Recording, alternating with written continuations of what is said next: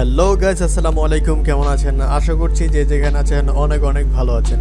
বন্ধুরা, আপনাদের সবাইকে আরও একবার আমন্ত্রণ জানাচ্ছি চ্যানেলের ব্র্যান্ড নিউ আরও একটি ভিডিওতে। তো বন্ধুরা, আজকের এই ভিডিওতে আমরা কথা বলবো চলতি মাসে বাংলাদেশ মার্কেটে লঞ্চ হওয়া রেডমির আরও একটি স্মার্টফোন রেডমি k50i 5G ফোনটি নিয়ে। বন্ধুরা, ফোনটি বাংলাদেশ মার্কেটে দুটি ভেরিয়েন্টে লঞ্চ হয়েছে, 6GB র্যাম এবং 128GB রোম, আর 8GB র্যাম এবং 128GB রোম। বন্ধুরা, ফোনটির 6GB র্যাম ভেরিয়েন্টের প্রাইস রাখা হয়েছে 35,000 টাকা এবং 8GB র্যাম ভেরিয়েন্টের প্রাইস রাখা হয়েছে 37,000 টাকা। সো বন্ধুরা, ফোনটি কিন্তু খুব কম প্রাইসে দারুণ দারুণ কিছু ফিচার অফার করেছে। যেমন ফোনটিতে চিপসেট হিসেবে থাকছে মিডিয়াটেক ডাইমেনসিটি 8100 চিপসেট, যেটা খুবই পাওয়ারফুল একটা চিপসেট, এবং 64 মেগাপিক্সেলের ক্যামেরা, এবং আরও রয়েছে 144 হার্জের রিফ্রেশারযুক্ত একটি ডিসপ্লে, যেটা কিনা অনেক দামি দামি ফোনে এত ভালো মানের ডিসপ্লে প্রোভাইড করে না। আর ফোনটিকে আপনারা বলতে পারেন কম দামে সবচেয়ে পাওয়ারফুল গেমিং একটা ফোন। সো বন্ধুরা, ফোনটির A to Z সব ফিচার নিয়ে কথা বলবো বরাবরের মতো। আমি বেলাল এবং আপনারা দেখছেন Belal360। আর ভিডিওটি ভালো লাগলে অবশ্যই একটি লাইক করুন, আর চ্যানেলে নতুন হয়ে থাকলে চ্যানেলটি সাবস্ক্রাইব করে পাশে থাকা বেল আইকনটি বাজিয়ে দিন। বন্ধুরা, শুরুতেই কথা বলবো ফোনটির ডিজাইন এবং বিল্ড কোয়ালিটি নিয়ে। বন্ধুরা, ফোনটির ব্যাক সাইডে এবং ফ্রেমে থাকছে প্লাস্টিক, এবং ব্যাক সাইডে থাকছে 3টি ক্যামেরা, এবং একেবারে নিচের দিকে থাকছে রেডমি ব্র্যান্ডিং। বন্ধুরা, ফোনটিতে আপনারা সব ধরনের পোর্টস অ্যান্ড বাটন পেয়ে যাবেন। তবে দুঃখজনক ব্যাপার হচ্ছে এই ফোনে আপনারা কেবলমাত্র 2টি সিম কার্ড ইউজ করতে পারবেন, কোনো রকম এক্সটার্নাল SD কার্ড ইউজ করা যাবে না। আর ফোনটি থিকনেস করা হয়েছে 8.9 মিলিমিটার এবং ওজন করা হয়েছে 200 গ্রাম। বন্ধুরা, ফোনটির আরও একটি ভালো দিক হচ্ছে এই ফোনে থাকছে IP53 dust and splash protection, যাতে আপনার ফোনে হালকা ধূলিকণা এবং পানির ফোঁটাও ঢুকবে না। বন্ধুরা, ফোনটিতে আপনারা পেয়ে যাচ্ছেন একটি ফুল ভিউ ডিসপ্লে, যার উপরের অংশে মাঝ বরাবর 5 হলের মাধ্যমে বসানো হয়েছে সেলফি ক্যামেরাটি। বন্ধুরা, ফোনটিতে থাকছে সাইড মাউন্টেড ফিঙ্গারপ্রিন্ট সেন্সর, যেটা খুবই ফাস্ট এবং অ্যাকুরেট। আর ফোনটি আপনারা 3টি কালার ভেরিয়েন্টে পেয়ে যাবেন, ব্ল্যাক, সিলভার এবং ব্লু। সো বন্ধুরা, এবার কথা বলবো ফোনটির ডিসপ্লে প্রসঙ্গে।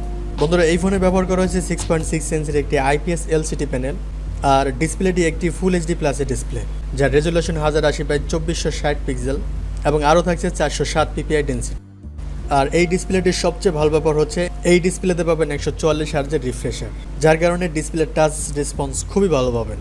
এবং এছাড়াও থাকছে HDR10 এবং ডলবি ভিশন সাপোর্টেড, এবং আরও থাকছে 600 নিটস পিক ব্রাইটনেস, যার কারণে সরাসরি রোদের আলোতে ব্যবহার করলে কোনো রকমের ব্রাইটনেসের ঘাটতি পাবেন। বন্ধুরা, যদিও ডিসপ্লেটি IPS প্যানেল, তবুও ডিসপ্লের কালার কোয়ালিটি কিন্তু যথেষ্ট ভালো। ডিসপ্লেতে যে কোনো কন্টেন্ট প্লে করলে কোনো রকমের শার্পনেসের ঘাটতি পাবেন। তো সব কিছু মিলিয়ে এই বাজেটে রেডমি একটি ভালো মানের ডিসপ্লে প্রোভাইড করেছে। বন্ধুরা, এবার কথা বলবো ফোনটির সফটওয়্যার এবং পারফরমেন্স নিয়ে।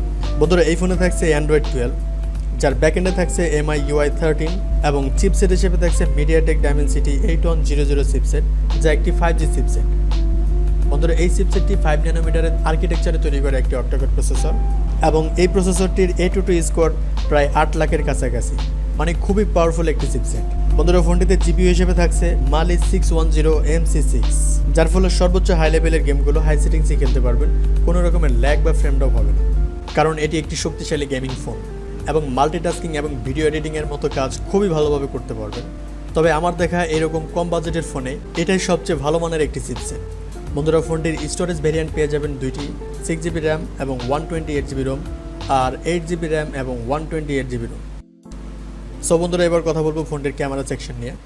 বন্ধুরা, এই ফোনের ব্যাক সাইডে রয়েছে 3টি ক্যামেরা, যার মেন সেন্সর হিসেবে থাকছে 64 মেগাপিক্সেলের একটি ওয়াইড সেন্সর, এবং সেকেন্ডে থাকছে 8 মেগাপিক্সেলের একটি আলট্রা ওয়াইড সেন্সর, এবং সর্বশেষে থাকছে 2 মেগাপিক্সেলের একটি ম্যাক্রো সেন্সর।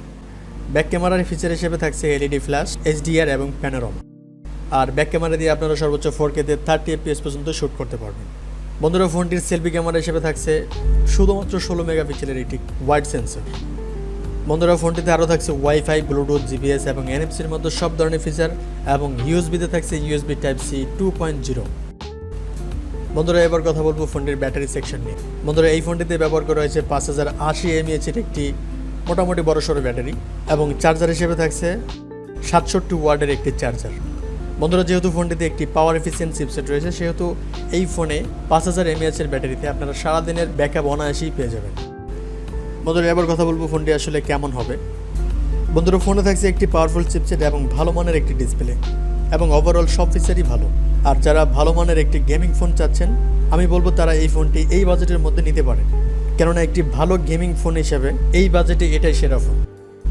সো বন্ধুরা, আজকের ভিডিও এই পর্যন্ত। দেখা হবে পরবর্তী কোনো ভিডিওতে, সে পর্যন্ত ভালো থাকবেন।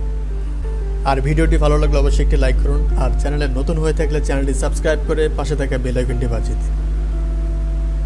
আল্লাহ হাফেজ।